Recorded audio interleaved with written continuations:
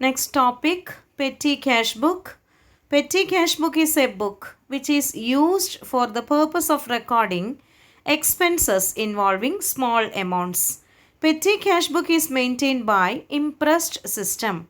Petty cash book is maintained by petty cashier. The petty cashier works on the impressed system. Under this system, a definite sum is given to the petty cashier at the beginning of a certain period. This amount is called impressed amount. The petty cashier goes on making all small payments out of this impressed amount, and when he has spent the substantial portion of the impressed amount, he gets a reimbursement of the amount spent from the head cashier. Thus, he again has the full impressed amount in the beginning of the next period. The reimbursement may be made on a weekly, fortnightly or monthly basis depending on the frequency of small payments. Format of a petty cash book is given below. First column, receipts, where we can record the amount received from the head cashier or main cashier. Then date, voucher number and particulars. These three columns are common for both receipts and payments. Next, total payments. Then carriage, postage, sundries, conveyance, etc. A petty cash book has two sides. Left hand side is used for recording receipts of cash and right hand side is used for recording payments. In this cash book, a separate column is provided for recording a particular item of expenditure, that is postage, stationery, advertisements, etc. A column is usually provided for sundries or miscellaneous to record infrequent payments. When petty expense is recorded on the right hand side total payment column, same amount is also recorded in the appropriate expense column. At the end of a particular period, analysis column are added and posted to the debit side of the respective accounts.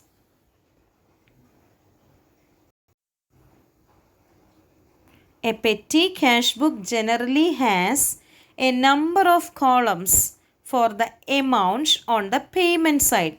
Each of the amount columns is allotted for items of specific payments which are most common. The last amount column is designated as miscellaneous column. In this miscellaneous column, we can record all infrequent payments. At the end of the period, all amount columns are totaled. The total amount column shows the total amount spent and to be reimbursed. On the receipt side, there is only one amount column. Columns for the date, voucher number and particulars are common for both receipts and payments.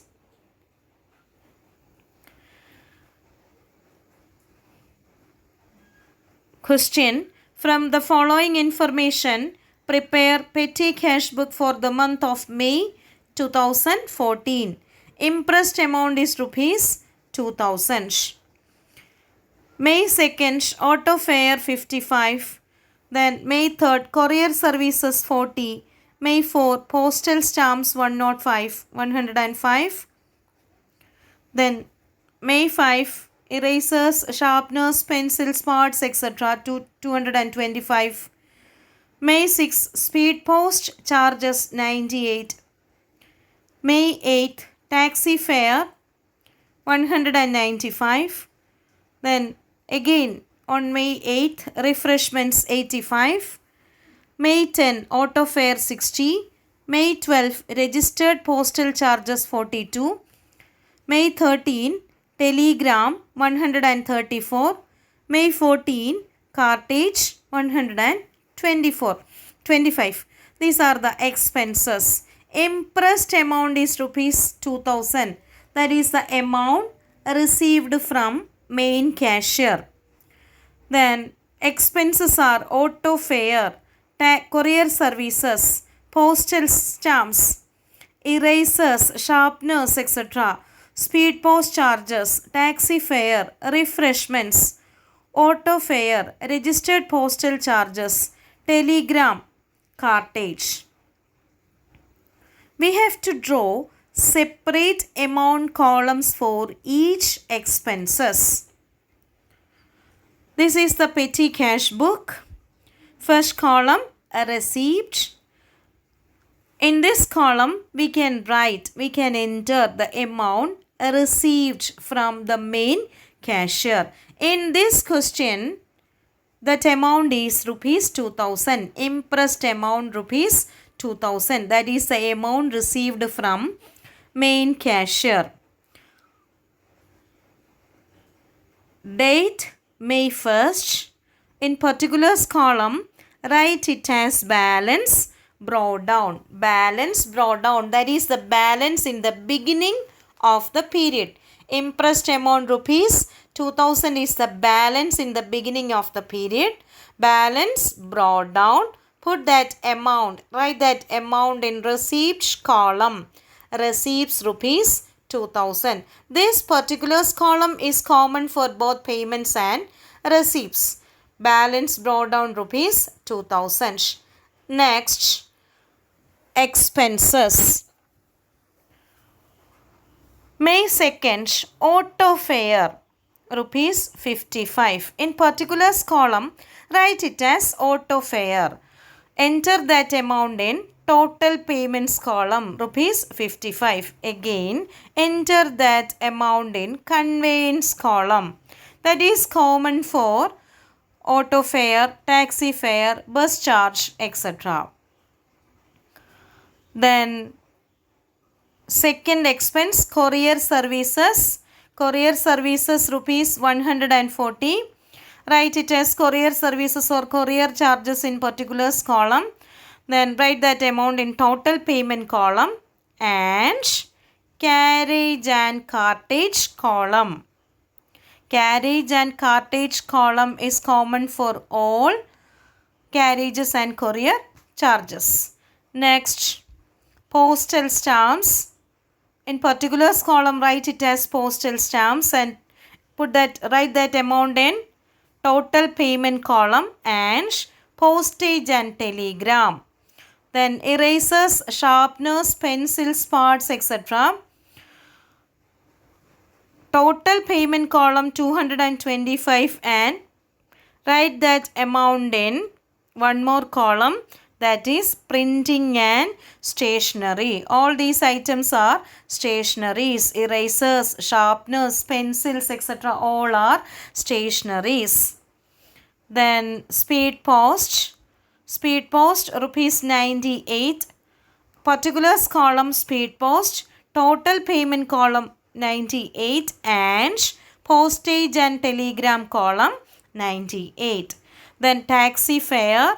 Taxi fare is rupees 195. Put that amount in total payment column and conveyance column.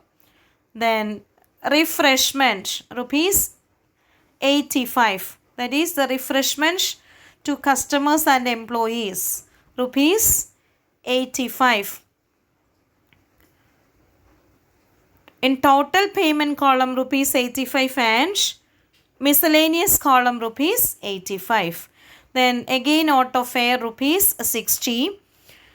Auto fare 60 in total payment column and conveyance column. Then refreshment and registered postal charges. Registered postal charges in total payment column and postage and telegram column. Then again telegram. Telegram in total payments column 134 and postage and telegram column 134. Next, cartage.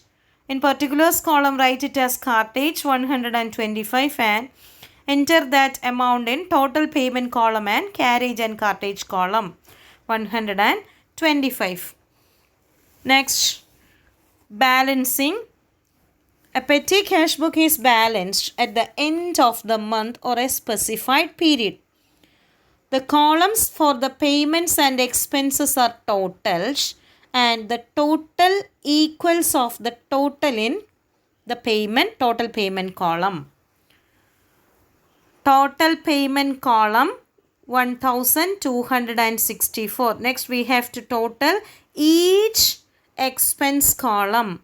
Conveyance column total 310. Carriage and cartage column 265. Printing and stationery 225. Postage and telegram column 379.